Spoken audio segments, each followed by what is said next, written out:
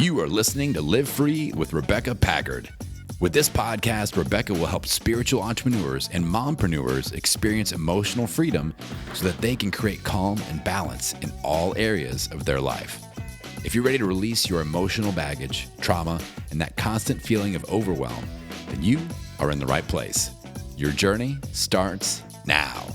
Here's your host, Rebecca Packard. Welcome back. It's Rebecca Packard, and I'm so excited you guys are tuning back in. This is going to be a really great episode. If you saw the first reel and you tuned in last week, you'll know that this week we're talking about dreams, and we have Melly De Los Santos who is joining us. And it's really fun because if you follow her online, she goes by Melly of the Saints, which is really amazing. And we've been in contact with each other and going back and forth, friends for a couple of years now. It's really funny. We met through an oil space, and we both are using that in the space of support and helping ourselves.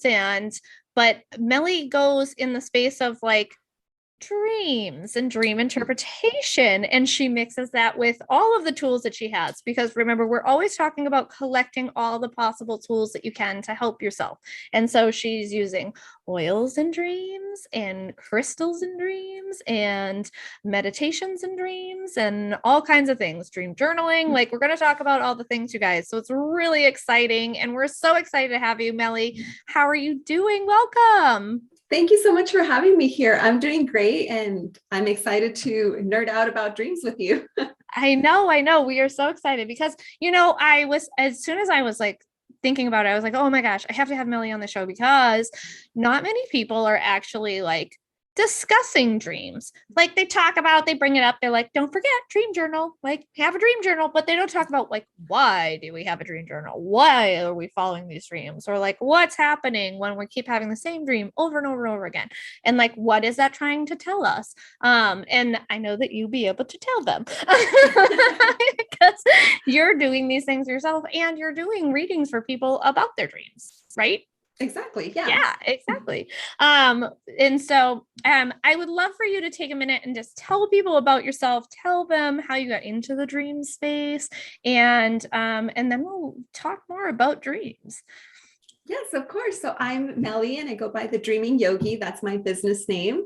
I have always been fascinated by dreams, but growing up, I don't know if it's a Hispanic thing, I always heard of the superstitious beliefs of dreams. Like, if your teeth fall, that means someone's going to die. If you dream of a wedding, someone's going to die. Like, it always came back to the superstitious belief of death. And, I don't know if you've ever heard of that, but oh yeah.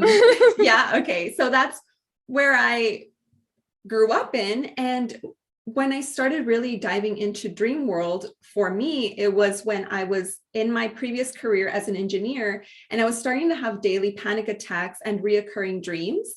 And I just wanted to see, like, what's happening? Like, why am I having this same dream? Like, it really was nudging me. And just having that awareness of what it was trying to tell me and how it pieced what the root cause of my anxieties were, I saw the dream start shifting. So I didn't just stop, it just morphed into something more positive. And I just loved it so much. I started studying it and was just like a hobby, sharing with other people, until I found that that's more where I wanted to spend my time and energy, in helping other people work through their anxieties and suppressed emotions through dream work. Yeah, that is so amazing. Because the other thing is like, guys, every single dream you have doesn't have to do with death.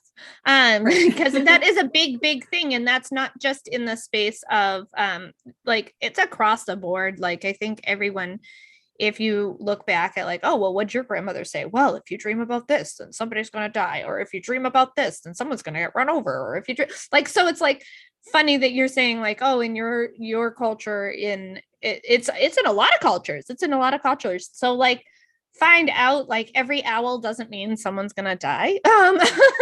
So like dreaming about crows, it all has a different significance. And when you are dreaming about things that are repetitive, something's going on. So what is the number one dream that people come to you with? Like, what's that one that you're like, okay, so this is what's going on? Well, funny, we started talking about this in terms of death, because death dreams or dreams related to like car accidents, things like that are what people come to me for, because they fear that it's actually going to happen, that it's a warning. And most times it's not. And even death dreams don't have to do about like a physical death.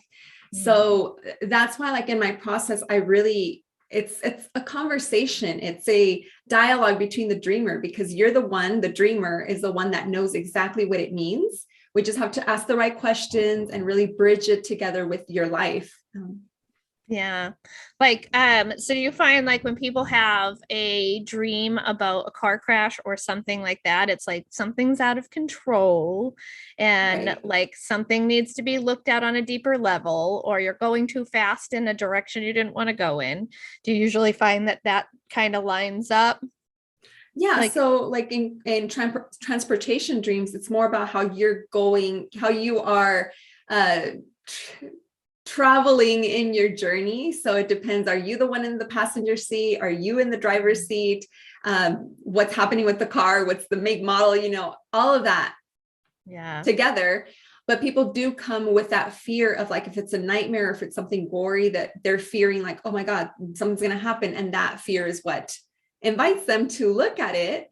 And that's exactly what our subconscious wants. It's going to get more graphic to get you to pay attention to it. Right. It's like, stop ignoring me. Yeah. Not just a dream. I'm going to switch up the symbol a little bit to really get you focusing on this. Right. And like, so, and I know a lot of people say, oh, well, I dreamed about this and then I Googled it and there's 18,000 different interpretations.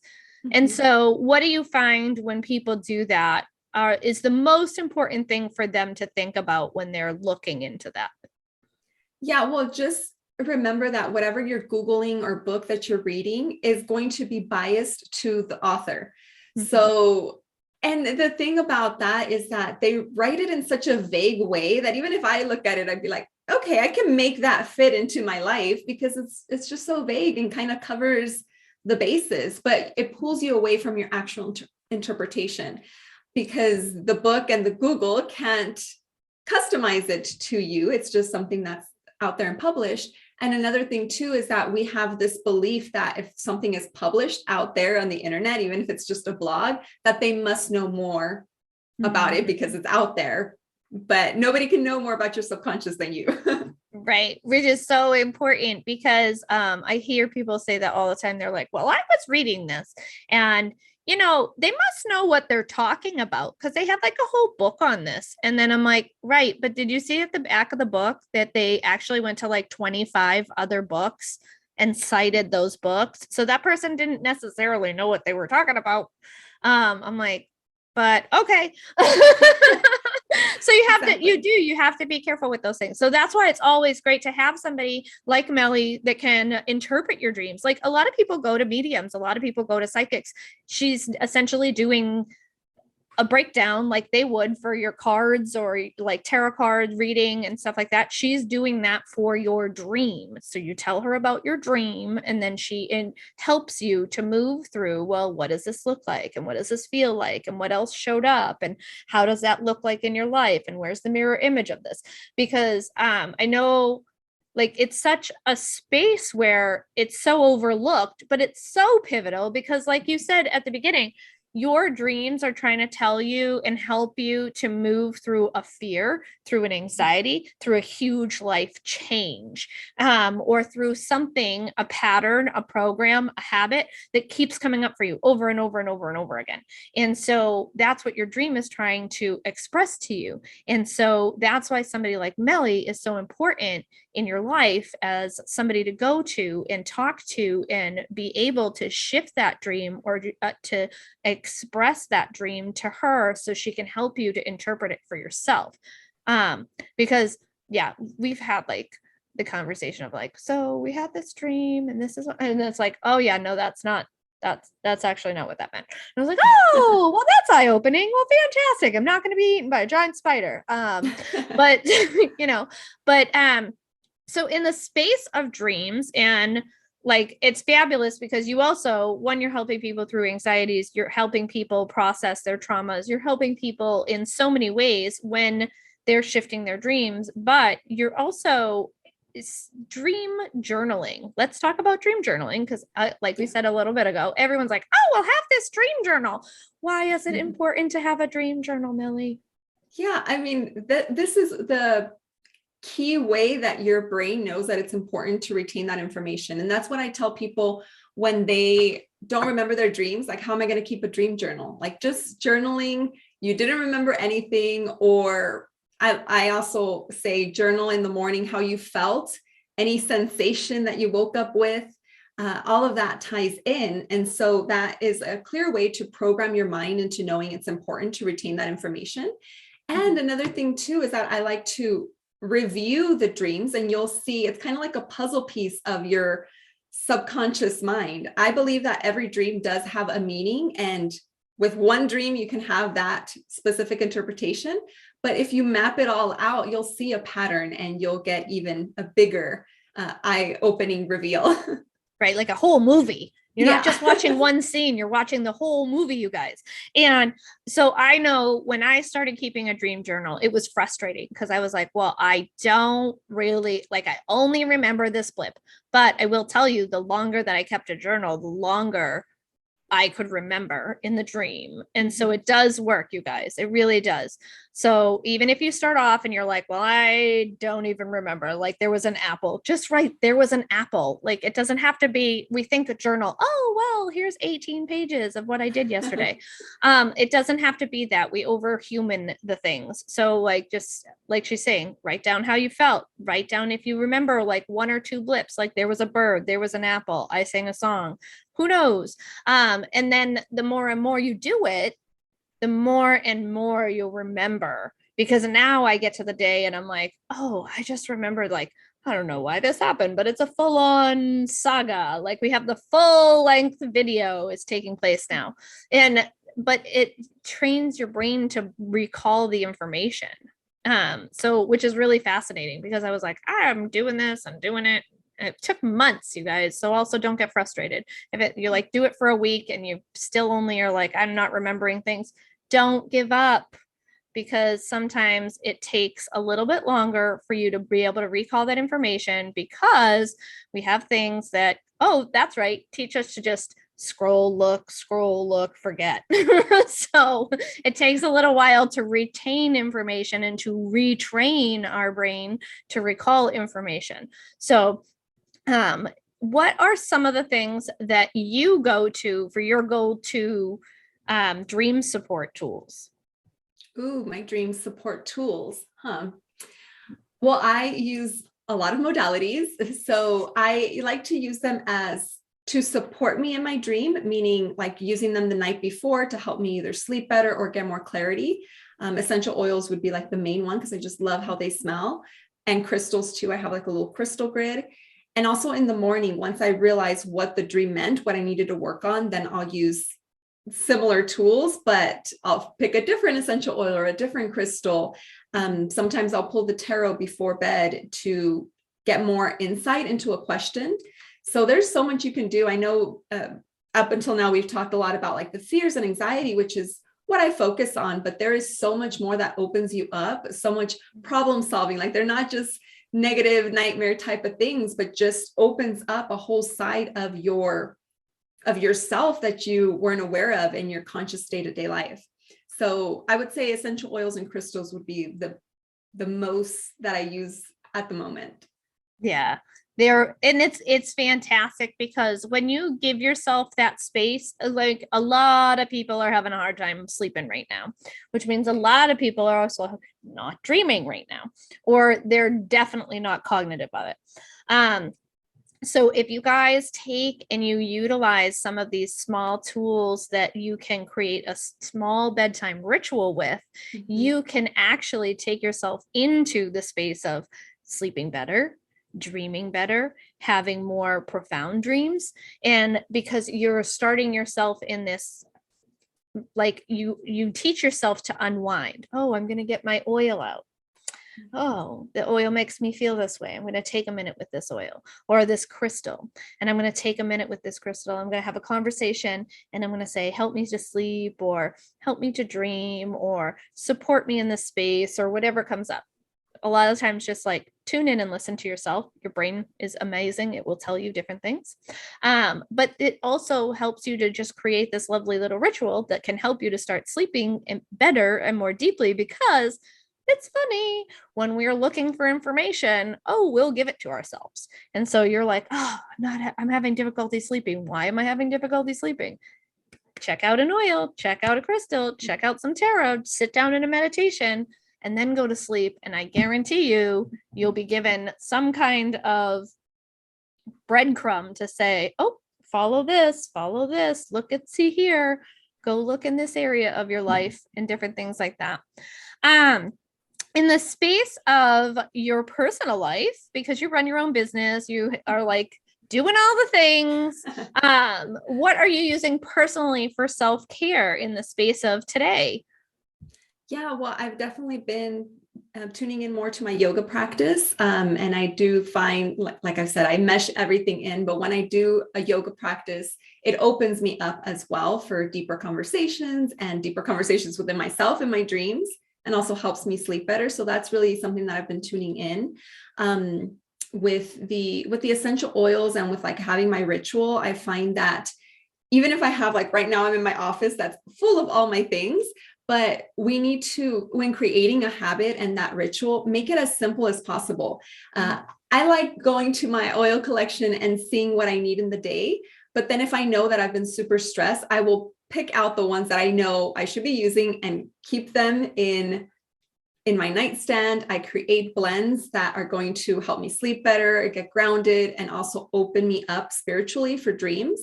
So I just make them all in a blend. So the easier you can make it, the better. And the more you can have things like readily available to you. That's what I've been doing. So I'll take like a day in my weekend when I'm not working, and I'll just really see what I need to gather to make my practice better. But yoga is definitely what I've been connecting more with. Yeah. And I love that. We say that over and over and over. Simple, simple, simple. Don't overhuman it. I'm sure if I go to your house, it's much like mine. The kitchen has certain oils that are already there, and the bathroom had certain oils that are already there for like your relaxed bath time. And then the bedroom has certain oils, and there's a couple in the living room. And it's like, everything is super simple. It's the things that you already know that you're going to want to be using, or the things that you already know bring you comfort and joy. And the things that you know that you're like, this is my fallback. This is where I go every single time, no matter what. And then there are those days where you're like, let's mix it up. Maybe there's a moon cycle going on. Maybe you had something else going on and you're like, okay, well, let me add to it. Fantastic. But always make it super simple for yourself, because the harder it is, the less you'll do it. The easier it is, the more it'll become just a natural flow, a natural ritual that you'll find yourself just doing, and you don't even realize you're doing it. Sometimes you're like, oh yeah, today I just got up and I went in the bathroom and I rolled my rose oil on, and I didn't even realize I did it, because it's just as simple as brushing your teeth. Okay. But it's so pivotal and it's so profound, and it helps you so much, because that's how you want these things to be, right? We want to be like making it super easy. Like you brush your hair every day, you brush your teeth every day, you do those simple things. Make these self-care routines that simple so that you can show up and support yourself, because we're all busy people, and especially those of you tuning in, like you're entrepreneurs, you got a lot going on, and most of you don't have a lot of employees, if any. So make all these things super simple for yourself. Melly, when you are out of your gourd and you're just like, oh my gosh, life is happening. I mean, right now we have Mercury retrograde. We have all kinds of different things going on. There was like this whole meteor shower and everything happening. And you just find yourself like, maybe you're having things from that, or maybe you just like realized, oh, wow, I didn't do any of the things I was supposed to do in my checkbox list. Like, what is your go-to tool for supporting yourself and getting yourself back into your space, getting grounded, getting focused, and being able to be like, whew, I got this. No worries. I'm a people, and I'm going to just like move through this. Yeah. I definitely find myself in those situations. I, like you said, I do all the things and I like doing all the things, but in those moments, I find that just being outside in my patio, I just created a safe space out there with my patio chair that's like a meditation egg basket kind of chair. And I just grab my journal. I write out what's happening and do some breath work. I always turn to the oils just because it's so simple to smell it. And like, I'm obsessing over like the furs, especially Douglas fir. It just feels so grounding, but I am like a super Virgo, so a lot of earth in my chart, but I'm always indoors because my work is from home, my office is in home and everything. So I find that just having that space outside, if I can't, once again, making that self-care simple and not making it feel like a chore. I would love to go to the park or go to my parents' backyard, but if I can't, I created it right outside with my fake grass, but being outdoors, breathing in, and then just journaling, having like that conversation. I know not everybody likes journaling, but for me, it's writing out what I'm feeling, what's stressing me out. And then I end up like making lists and kind of just calming myself out and seeing that not everything needs to be resolved in that moment. And checklists are never going to be finished realistically. So I'm just like reminding myself, and I end up like coaching myself and just being kind within as I journal. So that is my go-to. That's fantastic. I love that point too. Guys, you're an entrepreneur. You're probably a mom too, or you're a woman and you're doing something. You're doing something big. The list is never going to end. The point isn't to get to the list. The point is to create bigger and better and bigger and better. And sometimes you need to just throw down a list that didn't work for you and start a new list. And that's okay. Because that's the reality of what we're doing. Like you're going, oh man, the list isn't done. Don't worry about it. Smell some oils, hang out, find your safe place, and like just get yourself back into your space. If you're finding resistance at doing something over and over and over again, or resistance in moving forward with a certain task, this is a great time for you to step back and go, why am I resisting this? Maybe there's an easier way to do it. Maybe you're actually not supposed to be doing it. Maybe there's something else that's bigger behind it that is really what you want to be doing. And you are going, well, I have to do this first. Not always. So always take a look at those things that are causing you frustration. And I love the journaling, but I have gotten away from journaling. So if you are somebody who's like, well, I used to journal and I don't, definitely getting back into it is fantastic. If you find that you're like not a journaler, just talk to yourself in your head. Like that conversation can be amazing. Because a lot of people think, oh, well, I'm just not going to have that open conversation. And journaling is an open conversation. It's also a way for you to sometimes channel information from your helpers, but open conversation can do that too. And a lot of the times when you're hearing yourself in your head, it's not really you talking to you. So we've had that conversation too. So listen to that conversation that takes place of like, well, why aren't you finishing this list, or other things that come up around that. Well, that is fantastic. What are some of the things that you are working on in your space of making, like you said, you're at home and a lot of people are working at home. And so what are you doing to help yourself make the day more flowing, more enjoyable, more supportive? Yeah, so I am working more on tuning into my energy. And now I live in an apartment that has 2 rooms. So one is my office. And I do find that my energy kind of drops after lunchtime. So I'm like super focused in the morning. I get my stuff done. I'm in my office. I love it. But when I start feeling like my body's aching and I just like feel like, oh, I don't want to do this, I transition somewhere else. So I'll do a quick yoga flow. I will go into the living room. The living room has nothing work related, but if I need to take my laptop in just to have a different space, that helps. And then my patio for those, evenings when I have to finish something, it becomes kind of like making my work, especially since what I do is a spiritual work, making it part of my practice. I have like a little corner here where there is some crystals, oracle card, and candles. I like lighting my candle, and it just kind of brings me back into that space, but always tuning into my body. And that's why most of my apartment, like I have my work free area, but I also have other areas where I can just move around and break apart the day.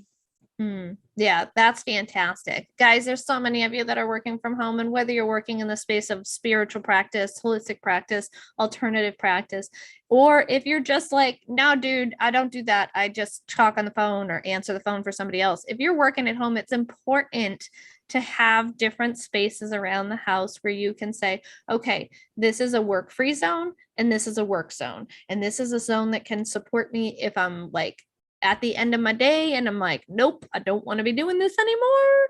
Or if you are somebody who's like, well, if I don't get to shut the door and like shut that off, I'm going to be thinking about it all the time. So like, make sure that when you set up these work from home spaces that you have destinations, boundaries, make sure you have alarms for notifications. We've talked about that. Like, just because you're at home doesn't mean you have to work 24/7, right? Because that's not good either. Like, yes, you're doing all the things, but you also have to be doing you. You have to be, especially if you are somebody who's in the space of the holistic, the spiritual, the alternative, you need that time to recharge your battery. All the rest of y'all need it too. So you should take that too. You should all be doing it, but especially those of you who are practicing these different modalities and you're having a business through them, because your energy is a part of facilitating that for other people. So, Melly, if we're going to get ready to wrap up here, if there was one thing that you needed to say, if you like got off today and you were like, oh my gosh, I wish I had said this, what would that be? I asked this question to everyone because I know there's always something. They're always like, wait. I have so many things to say, but I will narrow it down to one. It's creating or figuring out what your normal dream baseline is. And you can do that, with journaling and with just noticing what a normal dream is for you. Because what I found that even though I mostly do this for messages from your subconscious and working through suppressed emotions, the more you work with your dreams, the more it opens you up to more of those possibly past life dreams, lucid dreams. It opens you up to more of that. And by knowing what a normal dream is for you, then you'll be able to interpret if there's a different type of dream, which changes the interpretation completely. Right? Because then it's like, ooh, that's confetti. Like, which way do we go now? You guys, I'm really excited that Melly was able to share information about dreams. If you are interested in knowing more about dreams and working with a dream interpreter, you can find Melly at The Dreaming Yogi. She is on Facebook, Twitter, Instagram at The Dreaming Yogi. So check her out and follow her, and you'll be able to find other ways to connect with her and a freebie from her in our show notes. So don't forget to check out our show notes. And it has been fantastic having you here, Melly. Thank you so much for joining us. And guys, we will see you again next week. Thank you so much for listening to today's episode. And we want to hook you up because you're a loyal podcast listener. So head on over to www.rebeccapackard.com to get a special introductory price when you sign up for an emotion code session. Head on over to our website at www.rebeccapackard.com.